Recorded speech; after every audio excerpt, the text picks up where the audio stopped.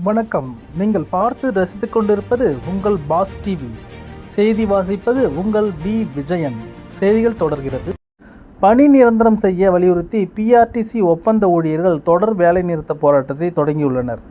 புதுச்சேரியில் பிஆர்டிசி எனப்படும் சாலை போக்குவரத்து கழகத்தின் தற்போது 60 பேருந்துகள் மட்டுமே இயக்கப்படுகின்றன.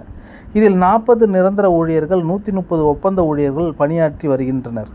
இதில் 2015ஆம் ஆண்டு முதல் பணியாற்றும் ஒப்பந்த ஊழியர்கள் தங்களை பணி நிரந்தரம் செய்ய கோரி பல கட்ட போராட்டங்களை நடத்தி வருகின்றனர்.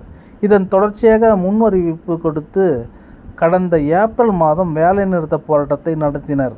அரசு பேச்சுவார்த்தை நடத்தியதில் உடன்பாடு ஏற்பட்ட போராட்டம் கைவிடப்பட்டது.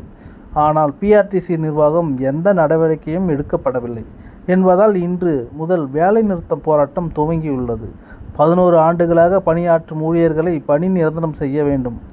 7வது ஊதிய குழு பரிந்துரைத்த சம்பளத்தை வழங்க வேண்டும்.